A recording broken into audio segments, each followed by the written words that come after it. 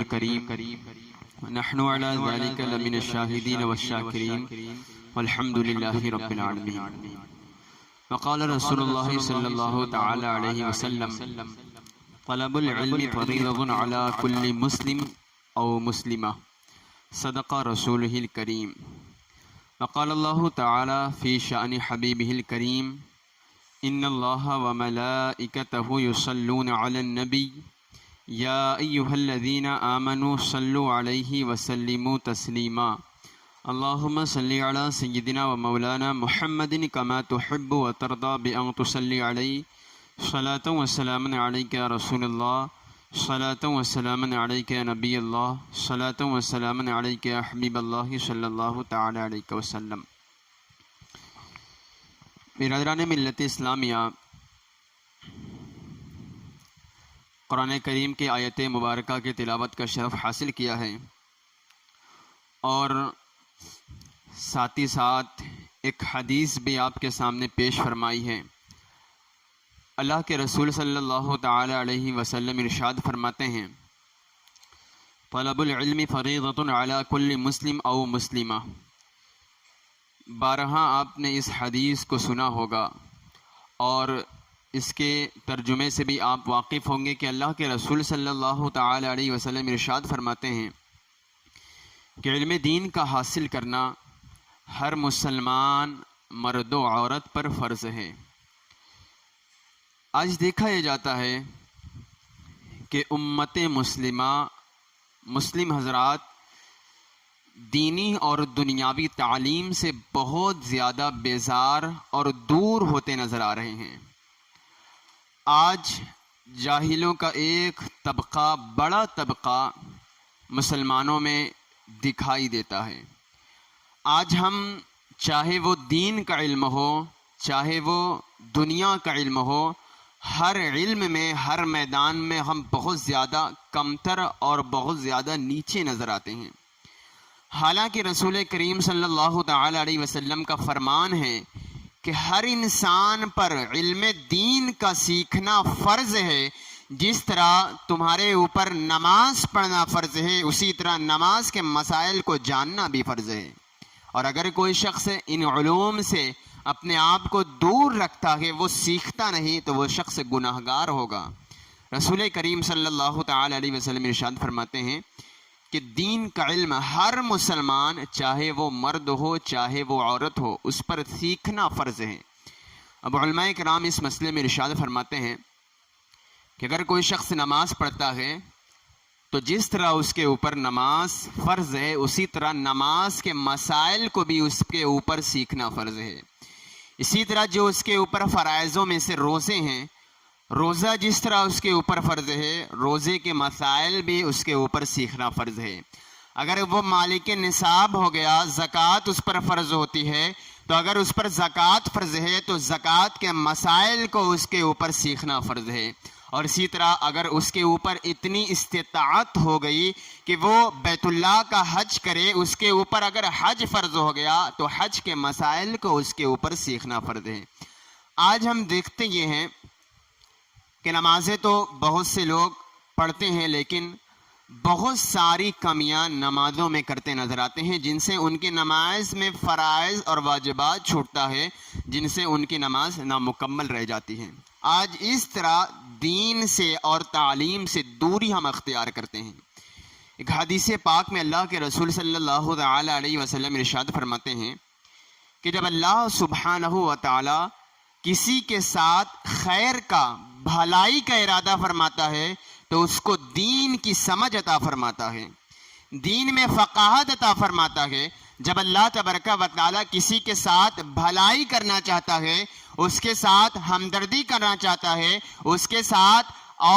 ساتھ بھلائی کا ارادہ فرماتا ہے، نیک کام کرنا چاہتا ہے، تو اس کو دین کے سمجھ عطا فرماتا ہے. دولت مند ہو جانا یہ کوئی بہت بڑی سعادت مندی نہیں ہے. اللہ سبحانہ و تعالی اس کو بھی دولت عطا کرتا ہے جس سے وہ راضی ہوتا ہے، اور اس کو بھی دولت عطا کرتا ہے جس سے وہ ناراض رہتا ہے، جس سے راضی نہیں رہتا. مثال کے طور پر فرعون کے پاس اتنی دولت، اتنی بڑی حکومت، اتنی بڑی بادشاہت، لیکن اللہ تبارک و تعالیٰ اس سے ناراض تھا، لیکن پھر بھی اس کو دولت عطا فرمائی۔ قارون ہو، چاہے شداد ہو، شدید ہو، فرعون ہو، نمرود ہو، بے شمار دولت اور مالداری حکومت کے وہ مالک تھے، اور اتنی دولت اور اتنے خزانے ان کے پاس تھے کہ دنیا والوں کو بھی اس کا علم نہیں تھا، اور جس کے پاس تھا اس کو بھی اتنا علم نہیں تھا کہ میرے پاس کتنا خزانہ ہے، کتنی دولت میرے پاس ہے، اس کو بھی نہیں پتا تھا۔ لیکن اللہ سبحانہ و تعالیٰ اس سے ناراض تھا، لیکن پھر بھی دولت عطا فرمائی۔ تو جس سے ناراض رہتا ہے اس کو بھی دولت عطا کرتا ہے، اور جس سے راضی ہوتا ہے، حضرت سیدنا عثمان غنی رضی اللہ تعالی عنہ کو اللہ تبارک و تعالیٰ نے بے شمار مال و دولت سے نوازا، اور تمام صحابہ کرام میں سب سے مالدار جس صحابی کا نمبر آتا ہے وہ حضرت عبد الرحمن ابن عوف رضی اللہ تعالیٰ عنہ ہیں۔ تمام صحابہ میں سب سے زیادہ مال و دولت کے مالک تھے۔ اللہ سبحانہ و تعالیٰ ان صحابہ کرام سے راضی تھے، لیکن پھر بھی دولت عطا فرمائی۔ تو دولت مند ہو جانا یہ کوئی بہت سعادت مندی کی بات نہیں ہے۔ اللہ سبحانہ و تعالیٰ اس کو بھی عطا کرتا ہے جس سے راضی ہوتا ہے، اور جس سے ناراض رہتا ہے اس کو بھی عطا کرتا ہے۔ لیکن جب دین کی سمجھ کی بات آتی ہے تو اللہ کے رسول صلی اللہ تعالی علیہ وسلم نے ارشاد فرمایا، جب اللہ تبارک و تعالیٰ کسی کے ساتھ بھلائی کرنا چاہتا ہے، اس کے ساتھ خیر کا ارادہ فرماتا ہے، تو اس کو دین کی سمجھ عطا فرما دیتا ہے۔ تو علم دین سے ہم پیچھے نہ ہٹیں، علم کے میدان میں ہم جتنا زیادہ ہو سکے ہم اس میں ڈوبیں اور اپنے اندر خزانہ طے کریں۔ سب سے بڑا خزانہ مال و دولت کا نہیں بلکہ علم کا ہے۔ اللہ کے رسول صلی اللہ تعالی علیہ وسلم نے ارشاد فرمایا، العلم نور، کہ علم نور ہے، علم روشنی ہے۔ جو انسان کے پاس علم ہوتا ہے وہ مقام والا ہوتا ہے، اور جو انسان علم کے ساتھ زندہ رہتا ہے اس کو کبھی موت نہیں آتی، اور جو انسان جاہل ہوتا ہے وہ چلتے پھرتے بھی مردہ انسان ہو جاتا ہے۔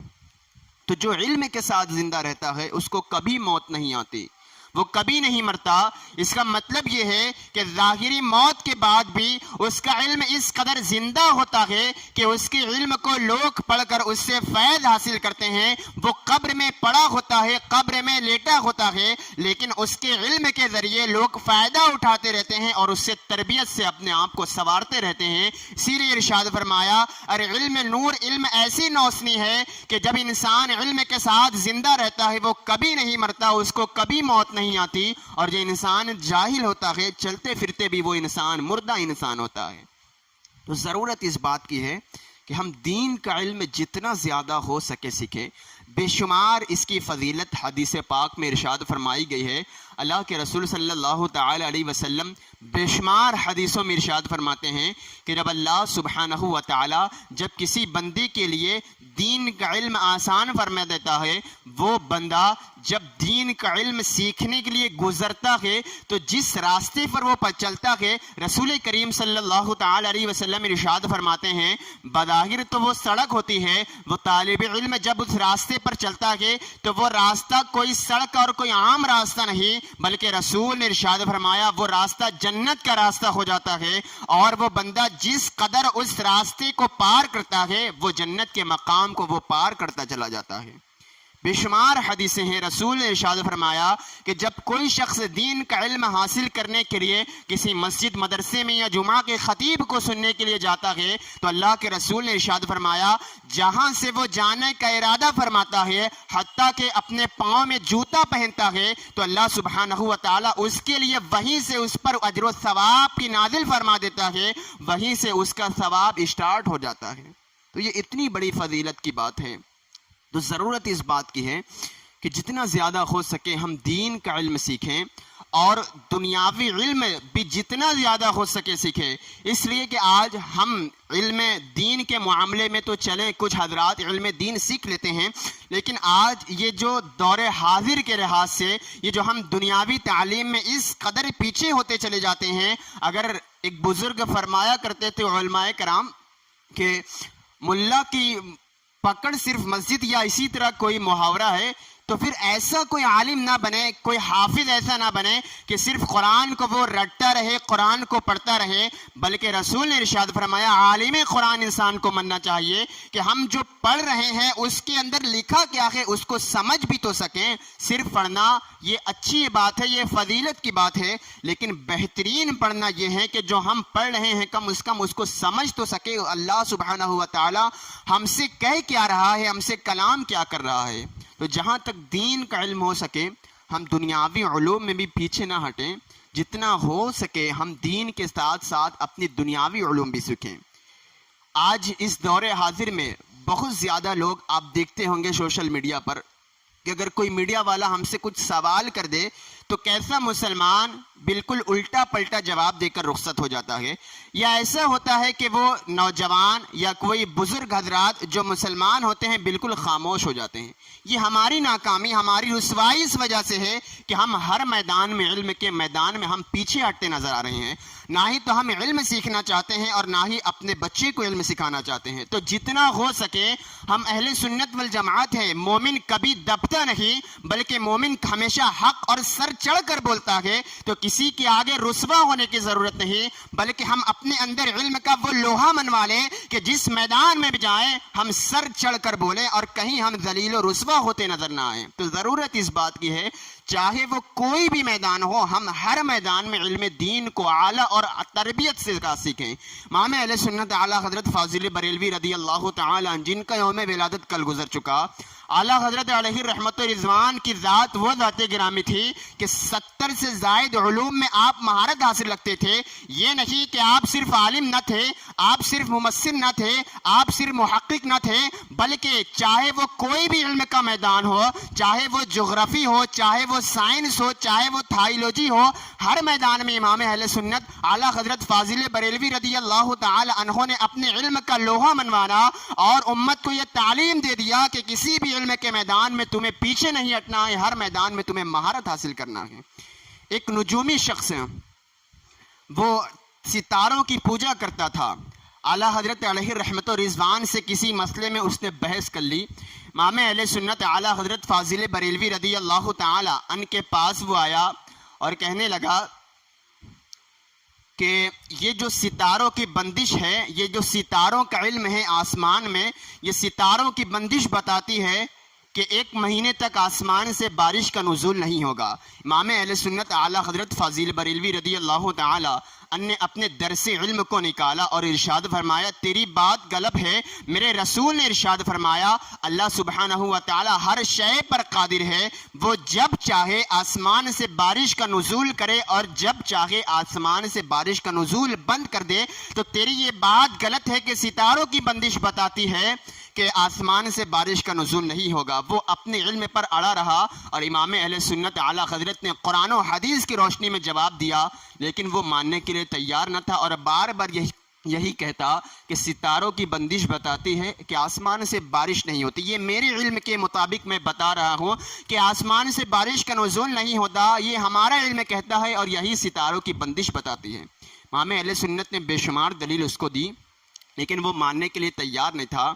ایک گھڑی لگی ہوئی تھی، اعلیٰ حضرت علیہ رحمت و رضوان نے پوچھا کتنا بجا ہے؟ کہا 2 بجا ہے۔ امام اہل سنت فاضل بریلوی نے اپنے ہاتھ سے سوئی کو آگے بنایا اور کہا اب کتنا بچا ہے؟ کہا 4 بجا ہے۔ تو امام اہل سنت نے ارشاد فرمایا ارے میں اس گھڑی پر قادر تھا تو 2 کو 4 کر دیا، تو اللہ سبحانہ و تعالیٰ تو پوری کائنات پر قادر ہے، وہ جب چاہے آسمان سے بارش کا نزول کرے اور جب چاہے آسمان سے بارش کا نزول بند کر دے۔ یہ دلیل ارشاد فرمائی، لیکن پھر بھی ماننے کے لیے تیار نہ تھا، بار بار یہی کہتا کہ ستاروں کی بندش میرے علم کے مطابق بتاتی ہے کہ آسمان سے بارش کا نزول نہیں ہوگا۔ اعلیٰ حضرت نے کہا اچھا تو ٹھیک ہے تم جا سکتے ہو، میں نے بے شمار دلیل دی، اگر تم نہیں مانتے تو پھر نہ مانو، میرا کام تھا بتانا اور تمہیں تسلیم نہیں کرنا تو مت کرو۔ اب وہ شخص جیسے ہی اٹھتا ہے اور دروازے کے باہر جاتا ہے آسمان سے بارش کا نزول ہو رہا تھا۔ اب وہ شخص پریشان اعلیٰ حضرت کے قدموں میں گرا، حضور یہ تو آپ کی بہت بڑی کرامت ہو گئی،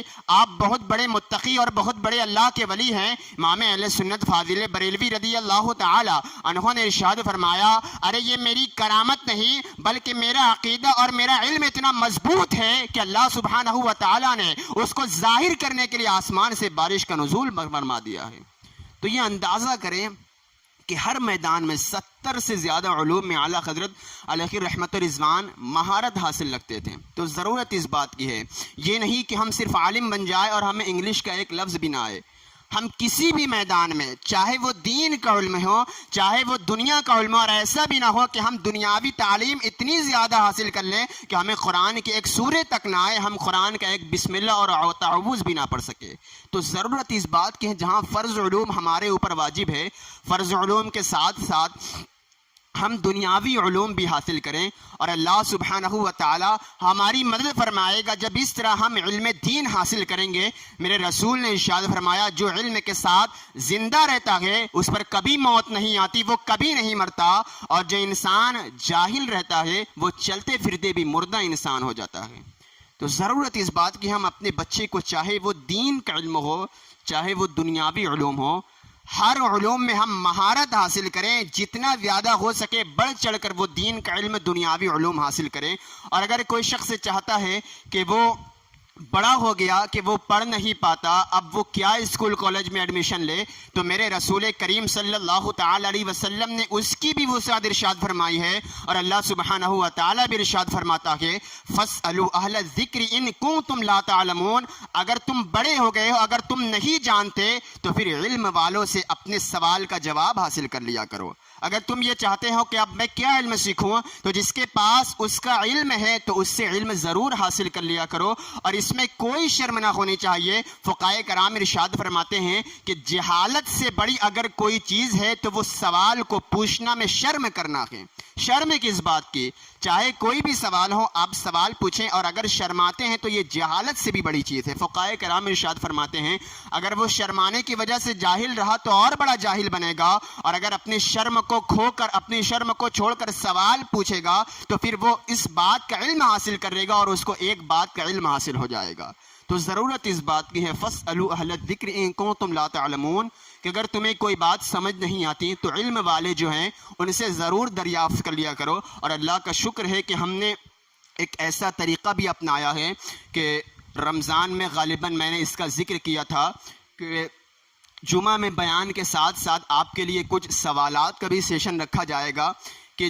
جس کا بھی جو بھی سوال ہے گھر سے ایک پیج پر یا ایک پرچے پر اپنے سوال کو لکھ لیں، اور جمعے کے بعد ہو سکے تو وہ مجھے عطا کر دے، اور اس کا جواب اگلے جمعہ انشاءاللہ عطا کیا جائے گا. یا اگر کوئی شخص مجھے وہ سوال نہیں دے سکتا تو پھر یہ جو پیسے کا یہ جو آپ کا چلتا ہے، اس میں پیسے کے ساتھ ساتھ آپ سوال بھی ڈال سکتے ہیں. بے شمار ذرائع ہیں، جس طرح ہو سکے چاہے آپ مجھے سوشل میڈیا نیٹورک کہیں بھی ٹیگ کر کے آپ مجھے سوال پوچھ لیں اور اپنا نام لکھ لیں، اور اگر نام اپنے آپ کو ہائڈ کرنا چاہتے ہو تو بغیر نام کے بھی آپ پوچھ سکتے ہیں. اس سے ہوگا یہ کہ اگر کوئی ایک شخص سوال پوچھے گا تو جو مسجد میں جتنے حاضر ہیں ایک شخص کا جواب سارے لوگوں کو حاصل ہو جائے گا. اس سے انشاءاللہ بہت اچھا ماحول بنے گا. تو جس سے جتنا زیادہ ہو سکے وہ شرمائے نہیں، جس کا جو بھی سوال ہے وہ ضرور پوچھے، گھر سے سوال لکھ کر آئے اور اس طرح مجھے عطا کرے یا اس ڈلوے میں ڈال دے. اللہ سبحانہ و تعالی ہمیں دین و دنیاوی علوم میں مہارت حاصل کرنے